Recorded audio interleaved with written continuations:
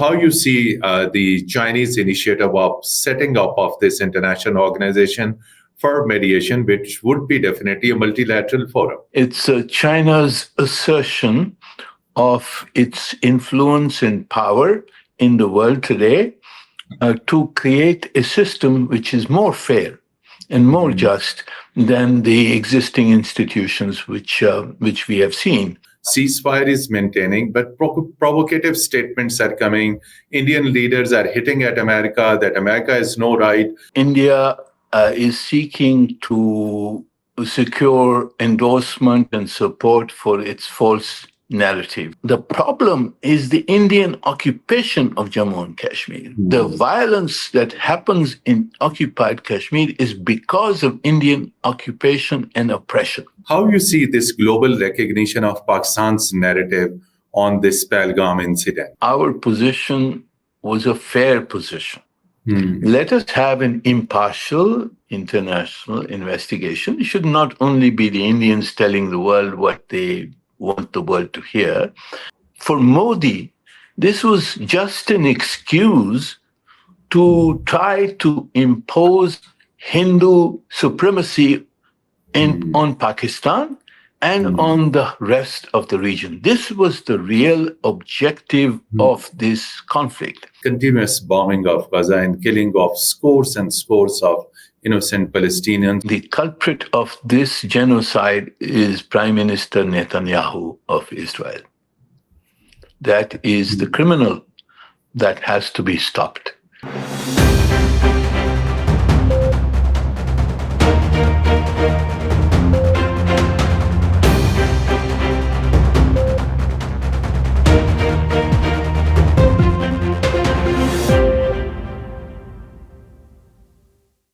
Bismillahirrahmanirrahim. Hello and welcome to Program Insight in B News English. Dear viewers, there is a very important development towards peace and security, and that development is in Hong Kong today.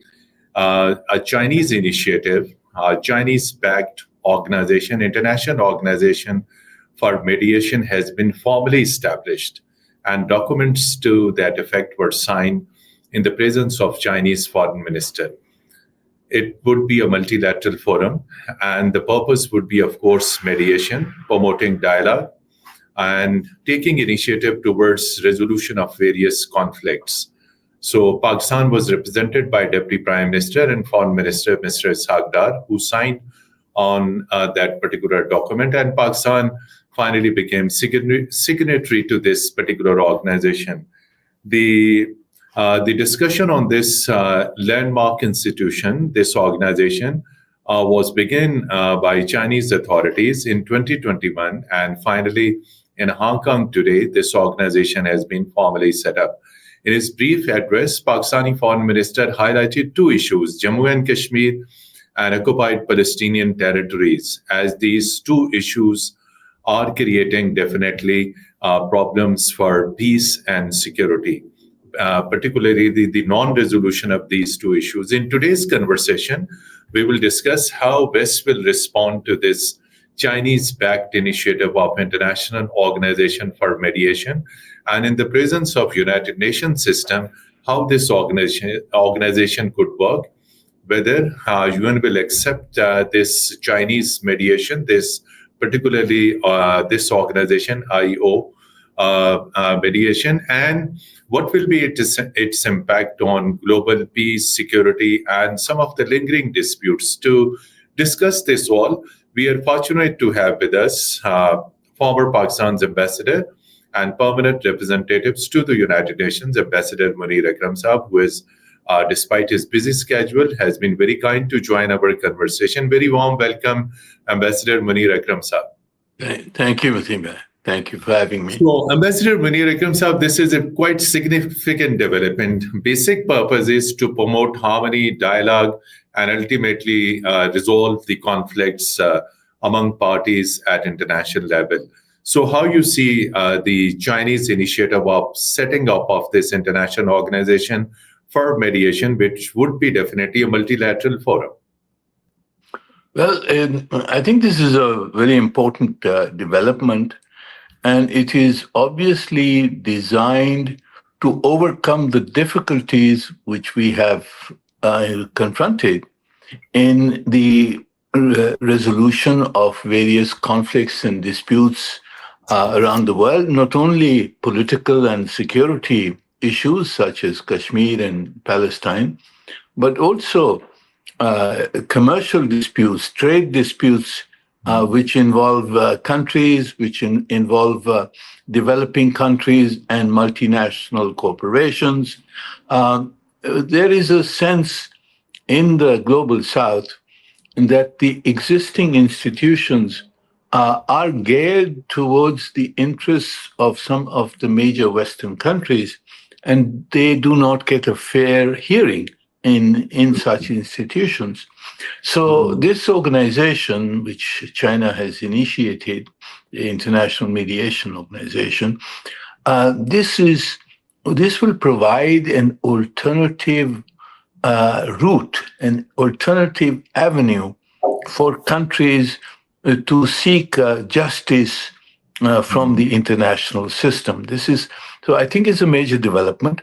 It's China's assertion of its influence and power in the world today to create a system which is more fair and more just than the existing institutions which we have seen, where we do not always get justice. Ambassador Munir, Akram Saab, you very rightly said that it would be an alternative forum. So I would like to seek your opinion and analysis that existing organizations, don't you think these organizations have failed in delivering peace, justice, and whatever were the objectives of these organizations? My particular reference is to the United Nations system, whose sole responsibility was to maintain global peace and security. And whatever we are witnessing right now in Gaza, on which many times you have highlighted very forcefully this issue at various UN forums. Your thoughts? Well, I think we should look at the objective realities. For example, in the United Nations under Chapter 8 of the Charter has set out a number of ways and means to resolve disputes: arbitration, mediation, conciliation, etc., etc. These are charter obligations on member states of the United Nations, but it is often the case that member states do not accept mediation and arbitration by the United Nations. For example, in the case of Kashmir, the Secretary General has repeatedly offered his good offices and his mediatory offices in order to try and find a solution. But India has rejected these. So I think the creation of an alternate forum where Pakistan could seek a more active involvement of the international communities is important for us. I will cite two other cases for Pakistan. Please. Firstly, you recall the Rekodik case. Exactly, very, very important issue. That was arbitrated in the World Bank's court, and where blatant discrimination was exerted against Pakistan with huge penalties and so on and so forth. It was obviously a case where we were not treated fairly as such. And the most recent example, which I would like to recall, is the response of the president of the World Bank to the Indus Waters Treaty abrogation or suspension by India, where he basically washed his hands off responsibility for the World Bank. Indeed, the World Bank is a direct party to the Indus Waters Treaty and has an obligation to ensure that the parties to the treaty are in compliance with the provisions of the treaty, which was mediated, arbitrated, negotiated by the World Bank in conjunction with the two countries. So these are instances where the international system fails to provide justice and active involvement in order to resolve disputes. And I think that the creation of this international mediation organization could provide an alternative path by which countries can seek justice. So I think it's an important development in the institutional governance of world affairs. Excellency Ambassador Munir Akram Sahab, in the past, if we recall, it was Chinese mediation between Saudi Arabia and Iran, and finally both countries reached to a settlement and established their diplomatic ties. If we just talk this current situation between Pakistan and India, it was United States President Mr. Donald Trump who announced that Pakistan and India had agreed to ceasefire, and furthermore, on mediation. Currently, we see these statements coming out from Indian political and military leadership. They are completely disrespecting the mediator, the United States President. We have just seen a number of clips and interviews of Mr. Shashi Tharoor, who is heading an Indian delegation to the United States to promote false Indian narrative against Pakistan. So, how would you like to see this fragile ceasefire between Pakistan and India and disrespect to the U.S. mediation? So far, ceasefire is maintaining, but provocative statements are coming. Indian leaders are hitting at America, that America has no right. So a new sort of situation where total disrespect to international law, to common friends, to the country like United States, we are witnessing from Indian leaders. Ambassador sir. Well, I think it is obvious that India is seeking to secure endorsement and support for its false narrative. And obviously, the presentation that we heard from Mr. Shashi Tharoor, no doubt, a very articulate and very eloquent person. But obviously, all the facts that were enumerated are questionable, to put it mildly. First and foremost, they have tried to portray and connect Pahalgam with all terrorist issues in the past. There is no correlation. On Pahalgam, Pakistan offered an impartial investigation. They have rejected. If they had nothing to hide, they would have accepted it. As far as the historical record is concerned, Indian terrorism against Pakistan has been manifest for decades. And at the present time, what they are doing in Balochistan against Pakistan, in promoting the insurgents and terrorists from Balochistan, the sponsorship and financing of the TTP, on which we have evidence, these were obviously omitted from Mr. Tharoor's and the Indian narrative. And obviously, Pakistan, which is also getting a delegation here in the next few days, led by Mr. Bilawal Bhutto, I'm sure that our narrative will be presented to the U.S. public. As far as rejecting the mediatory offers of President Trump, I think obviously not a very wise position for India to take, given the fact that the United States is its biggest benefactor, its a strategic partner. And I think rejecting the offers from President Trump is probably not a good policy for the Indians to pursue. But from Pakistan's point of view, we have to pursue our own objectives. When the ceasefire was negotiated, Pakistan was promised that the points of friction between India and Pakistan will be addressed. And the points of friction are evident at the present moment. One is the Kashmir oppression in Kashmir, Indian occupation in Kashmir. Second is the violation of the Indus Waters Treaty. And the third is India's terrorism against Pakistan. Exactly. These are issues that need to be addressed, and we ought to press for their consideration in all forums, both bilaterally with the major powers, the United States, China, Russia, and others. We should also press for action in the multilateral forums.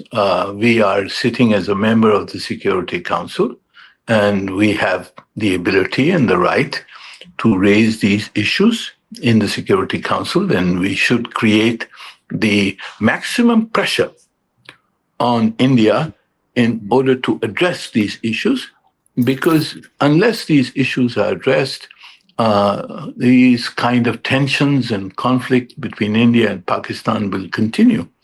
And this is a great danger to the world. And first and finally, we must underline that any conflict between two nuclear weapon states should be unthinkable, should be prohibited. There should be an international consensus that two nuclear weapon states ought never to go to war with each other.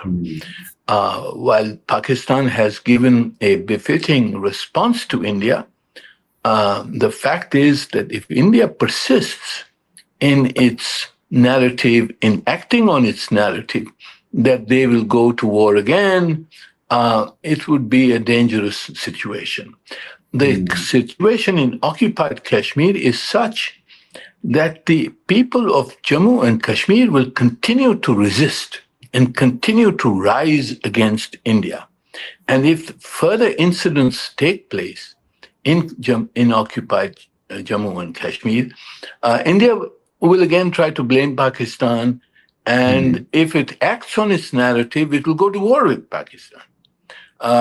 Therefore, I think we have to underline to the world that the problem is the Indian occupation of Jammu and Kashmir. The violence that happens in occupied Kashmir is because of Indian occupation and oppression. And the cause should be very clearly understood by the world, that as long as Kashmir is not resolved, these kind of incidents will take place. And if this, according to the Indian narrative, if this is to result in war, then the world should sit up and take cognizance of the fact that a war between two nuclear weapon states must be avoided, must be prevented, must be prohibited as such. And I believe that this is a strong narrative. We have strong position, a moral position, and a fair position. And I hope that we will be able to articulate it to the world, and that we will get a consensus on the positions that Pakistan has taken.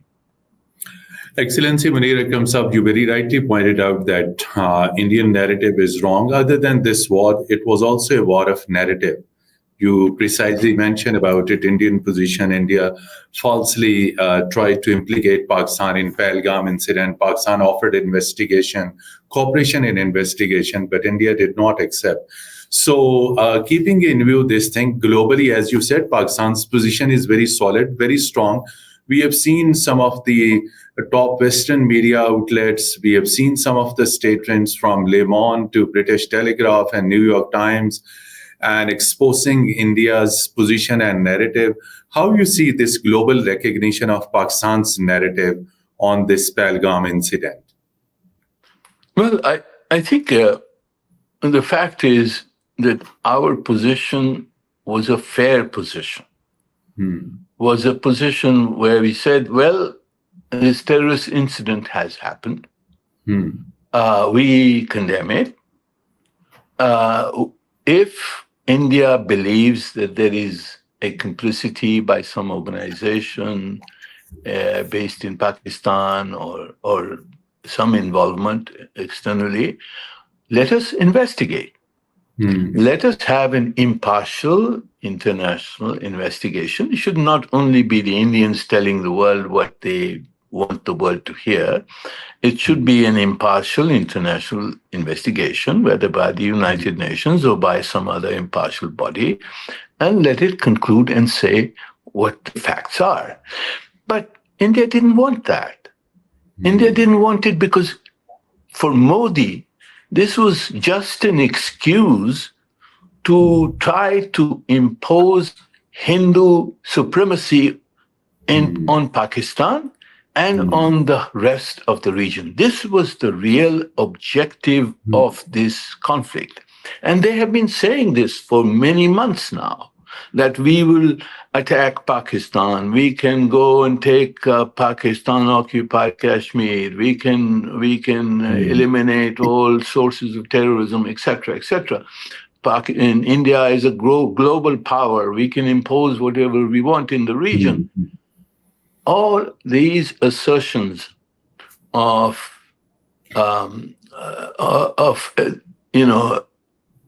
domination have been exposed by this conflict, in which India suffered a bloody nose. And they obviously can't accept the fact that they suffered a bloody nose. They lost 6 aircraft. Exactly. Their bases were hit by Pakistani. Their drones were down by Pakistan. We fought them, and it is a humiliation that they do not want to accept. And therefore, they have upped the ante. They have doubled down on their aggressiveness. And the world understands that India is, at this time, the provocateur, the instigator of tensions and conflict in South Asia. And we need to explain our position and secure the maximum support from the international media, from all the major governments, to say it is Pakistan which wants peace. But if India commits aggression, we are well positioned to respond to them. So technically you have been raising these all issues. India is not accepting American mediation. It has complete disregard to the UN Secretary General, if you remember, after April 22nd, twice United Nations Secretary General contacted Indian and Pakistani leadership. It will not accept any other power and may not accept Russia, China. So I need your precise answer that who will ultimately be able to influence India that sit on negotiation table? You nicely mentioned aggressive tone and tenor of Indian leadership. We will attack Pakistan, we will attack Jammu and Kashmir. And the other day, Rajnath Singh was focusing on Azad Jammu and Kashmir. Mr. Modi made extremely derogatory remarks addressing Pakistani youth, eat bread, and if not, then my bullet is there. So keeping in view this aggressive posture, how could be mediation then? And who will bring India on negotiation table? This is a long game. It is not a short game.